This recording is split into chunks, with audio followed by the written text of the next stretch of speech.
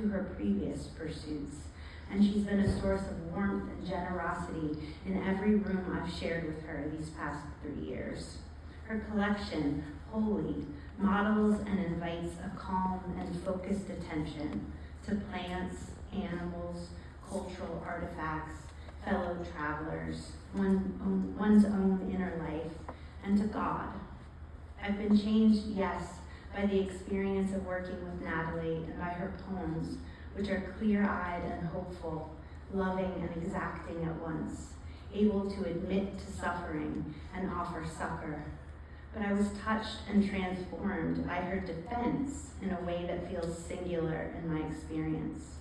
During that meeting, Natalie told her committee, "My God is not an intervening God.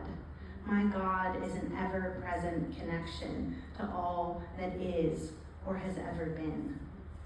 I've thought about this explanation of the divine every day since then, and it's deepened my understanding of Natalie's work, partly because in this formulation, the word poetry could stand in pretty well for the word God. Certainly, Natalie writes a poetry aimed at helping us maintain a connection to all that has ever been. Sun and swamp and sheep, barn cats and bats, every kind of flower and bird. Divine indeed.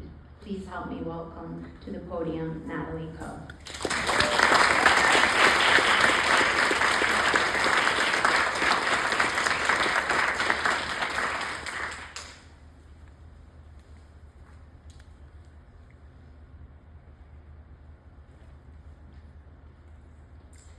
The Weaver.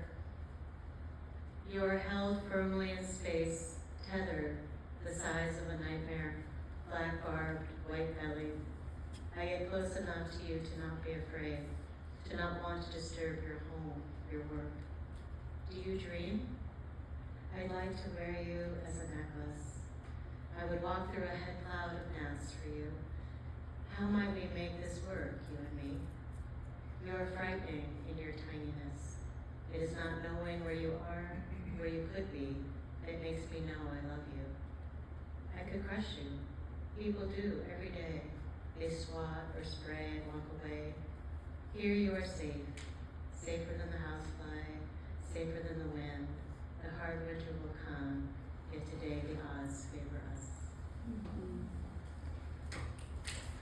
What a mother knows.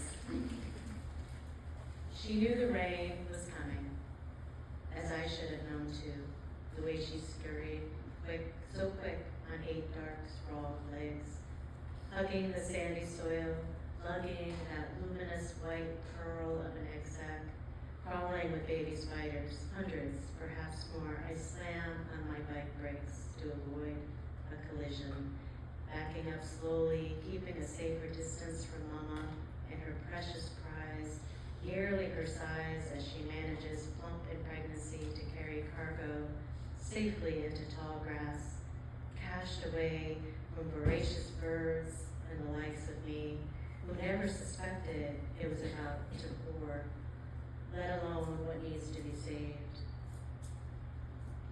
Bone-drenched, I bike toward a warm car, dry clothes, swaddling the someday mother, willing to try again.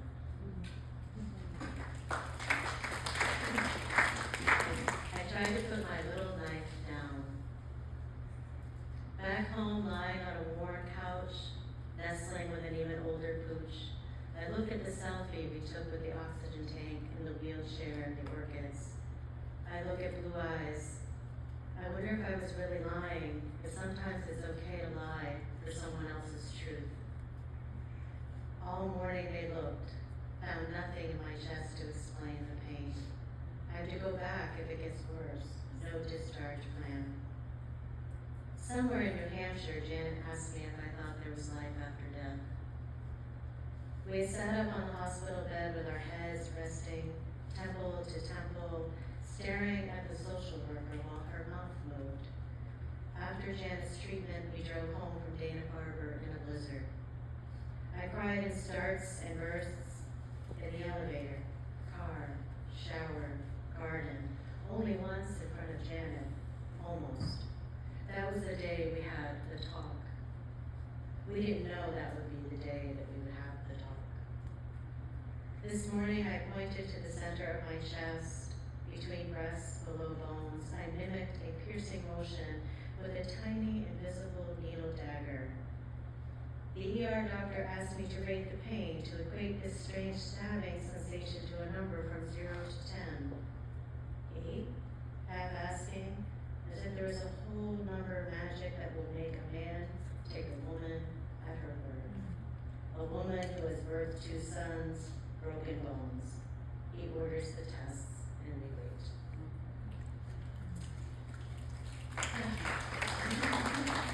Marriage for the backs of the Congress Avenue Bridge.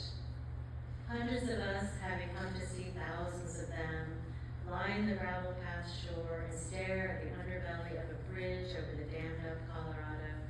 Tourists from Germany chat with Americans from New England and wait. 1 hour, the sun sets. Tour boats leave. 2 hours, nothing. The bat mothers still nursing, each tucked with one pup clinging in concrete crevices. They should be swarming by now. There should be a spectacular scene. Clump by clump, the humans leave. Fuck you, bats. 2 humans, however, hold on, as they have for 30 years. Until one by one, at the 3rd hour, now fully induced by shrilling and chirping, the bridge gives birth to thousands of bats who fly east to Lady Bird Lake to the feast. A flight witnessed only by the 2 who were willing yet again to stay.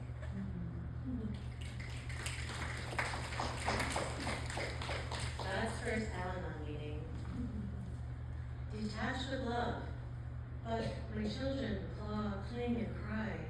Detached with love, but my people suffer so.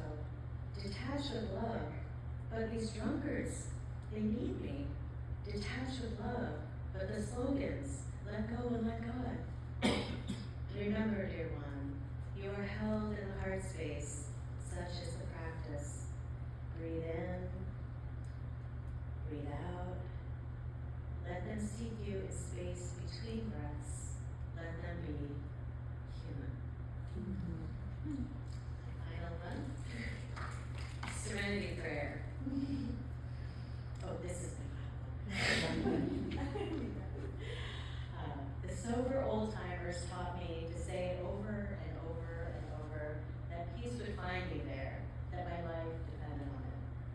God grant me the serenity when the curt cashier tells the young mother in line, child in tow, she can only use the e-WIC card on the 16-ounce Jiffy, not the 24-ounce one in her hand. To accept the things when the man in the Mercedes gives me the finger as he cuts me off. I cannot change when the doctor looks down at the scan and up into my eyes and says, I'm so sorry, there is no heartbeat. The courage to change the things I can. I can forgive, I can be patient, I can let go. I can buy 24 ounces of Jiffy for a stranger. And the wisdom to know the difference and just keep praying, because I didn't have much else in my heart those days. 2 years and October rolls around again and driving to work, God comes to sit clear as day in the passenger seat. Started like pull the car over. I started to cry, to laugh, to sob. Yes, I had truly lost my mind. And then we cry and we laugh. You've been here all along, I sighed. All along, she said.